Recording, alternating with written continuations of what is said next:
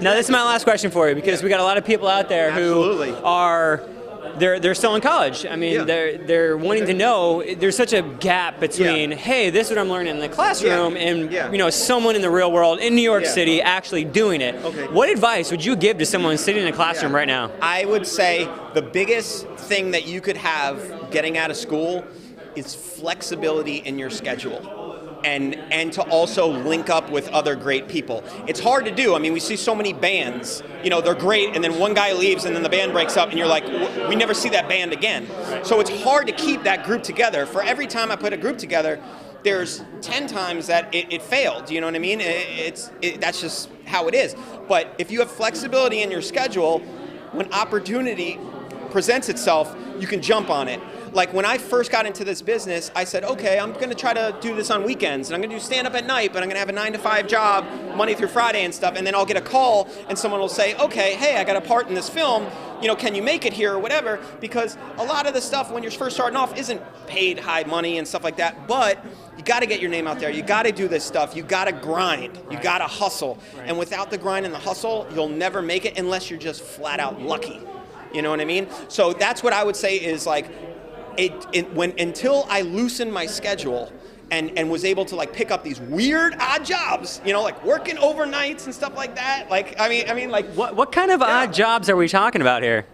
I mean, just give us some jobs I can't say on TV. Some jobs, these were cash-only businesses, people. No, I'm just kidding. You cleaned up sets somewhere, maybe? No, I'm just saying, like I mean, Mr. Draper. For instance, I recognize that, you know, a lot of the major stuff is shot, you know, obviously during normal hours and stuff. So, you know, you pick up night jobs. I mean, there is some truth to people being like, oh, like being a server is like your common job or something, you know what I mean, or a bartender and stuff. You just have to have a job where something presents itself where you could switch a schedule with somebody. Because if you can't, you're screwed. And I mean, that's the main thing. The other thing I would say is kind of like being a brain surgeon, right? Exactly. Yeah, exactly. Switch the schedule. Brain surgery.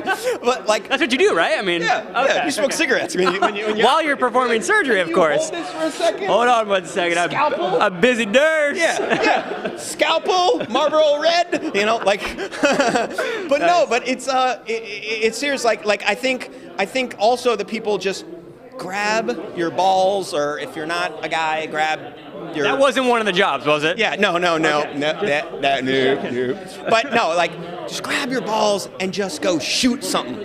Just shoot something. Just shoot it. Don't wait for everything to be perfect. I'm a perfectionist. I'm sure if Picasso, if you asked him, he'd be like, those brushstrokes suck. Like, what was I thinking? Right. You know, you can't, it's analysis paralysis. Yes. That's a Tony Robbins quote, just so you know. It's the analysis of paralysis. Nice. The paralysis of analysis. Yeah, man, look, you're like Tony Robbins-esque. That's awesome. Right, yeah. Cool. Okay. I wish I had Tony Robbins' money. We'd make better films. I think you got as much energy as he does. Yeah. Okay, so basically be flexible and just go for it and don't hold back, right? Just go for it. Film it. If it sucks, you know, whatever, but you try. Like my first couple films, I'm like, what was I doing? Like, what is that? Like, I didn't know how to light something properly. I used camera sound. Like, what was I thinking? But you learn as you go, and then by the time you get to where you need to be, like, it was training.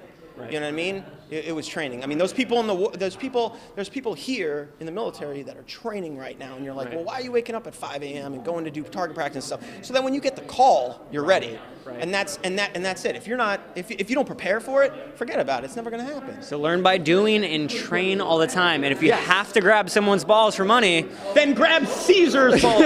It's on the table, man. I mean, you just got to be flexible.